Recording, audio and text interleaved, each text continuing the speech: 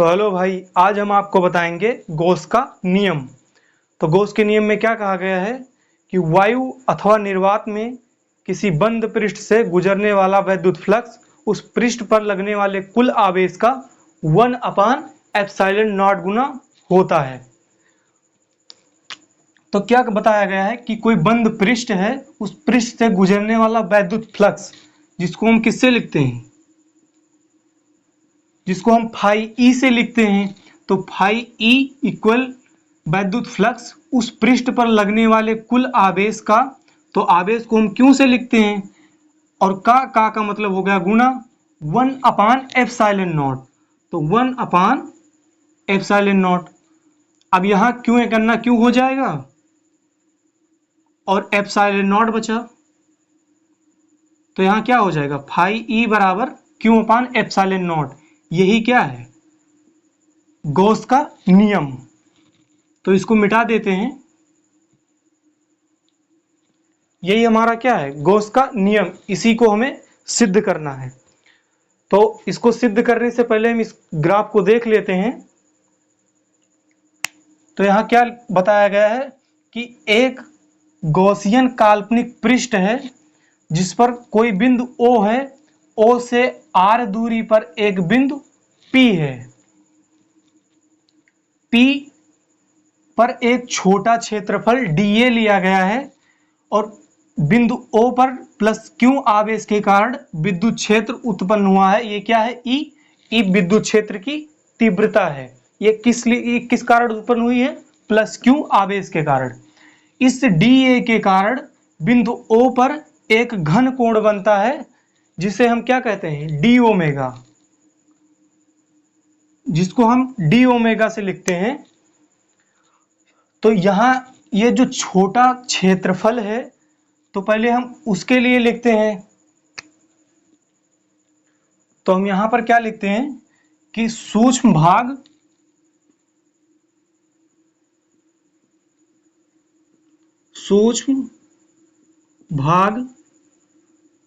dA के लिए।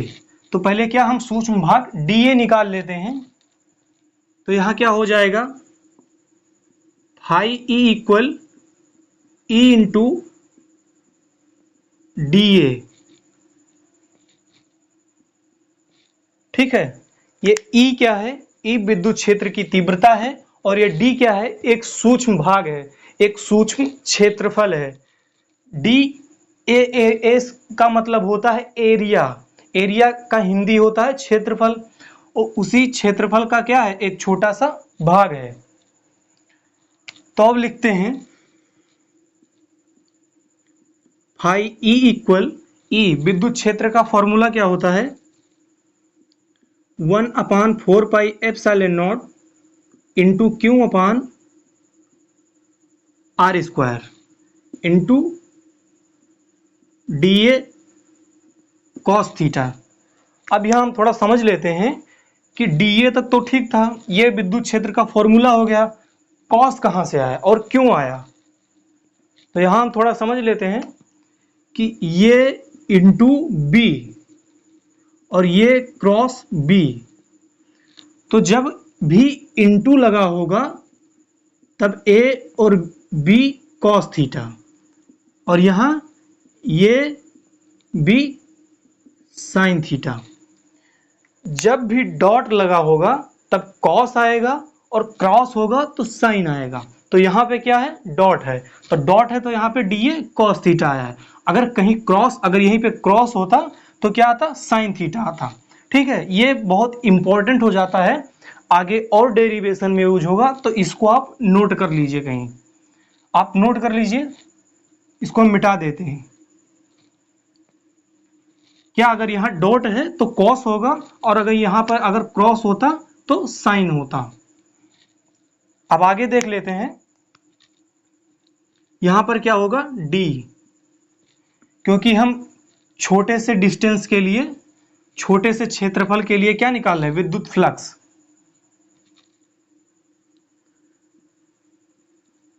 D phi E equal 1/4πε0 into इस क्यू को हम इधर ले आएंगे, into D A cos theta upon R square. अब इसके थोड़ा और नीचे देख लेते हैं, D phi E equal Q upon 4 pi epsilon nought into D omega. अब आप पूछेंगे कि यहां तक तो ठीक था, डी फाई ई तो डी फाई ई और Q upon 4 pi epsilon nought तो Q upon 4 pi epsilon nought, यहां तक तो ठीक था। फिर D A cos upon R square की जगह डी ओमेगा कैसे? तो चूंकि करके ऐसे लिख लेंगे कि D A cos theta upon R square बराबर क्या होगा? D omega. तो चूंकि करके ये लिख लेना बहुत ही इंपॉर्टेंट हो जाएगा, क्योंकि अगर हम नोट्स में लिखेंगे तो जब लिखेंगे तो हम फिर किसी अगले दिन नोट्स को खोलेंगे तो ये नहीं समझ में आएगा। आप ये तो देखेंगे कि ये भी सेम है और ये भी सेम है, तो D A cos theta upon R square की जगह डी ओमेगा कैसे हो गया? तो यहाँ चूंकि करके आप अपने नोट्स में एकदम सेम ऐसे लिख लेना कि D A cos theta upon R square बराबर क्या होता है? D omega. तो आपका कंफ्यूजन तुरंत ही दूर हो जाएगा। अब ये क्या हुआ, इस छोटे से डी ए का क्या निकल के आ गया? इस छोटे से डी ए से जितना विद्युत फ्लक्स निर्गत हो रहा है उसका मान निकल आया। अब इस छोटे से क्षेत्रफल का हमने निकाल लिया है। अब ऐसे ही छोटे छोटे क्षेत्रफल डी ए करके पूरे संपूर्ण पृष्ठीय क्षेत्रफल का हम मान निकाल लेंगे। तो अब संपूर्ण पृष्ठीय क्षेत्रफल का मान निकालने के लिए इसका क्या कर देंगे? हम समाकलन कर देंगे। समाकलन का मतलब ही होता है जोड़ना। तो हम यहां पर लिख लेते हैं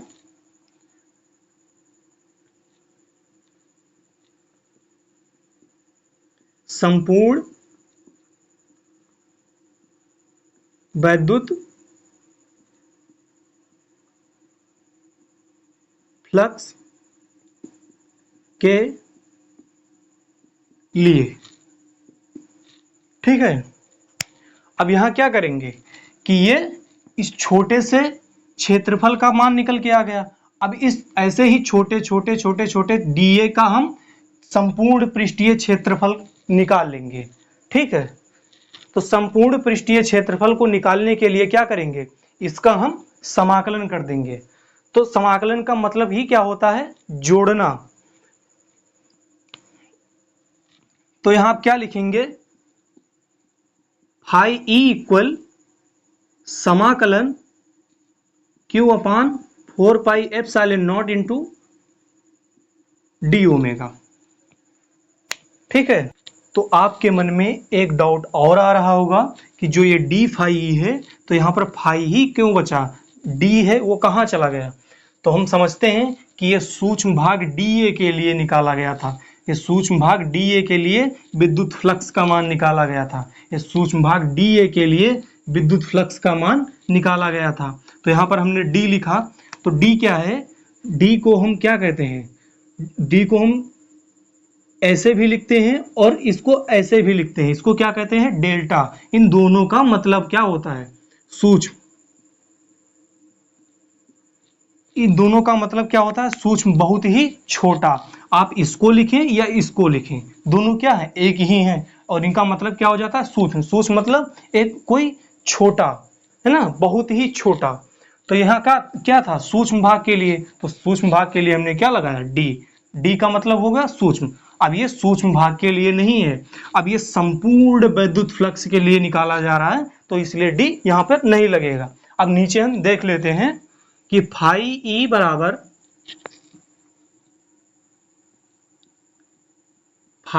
बराबर हम इसको, ये कांस्टेंट है, इसको बाहर निकाल लेंगे। Q upon 4 pi epsilon nought into, sorry यहाँ पर हम समाकलन किसका करेंगे?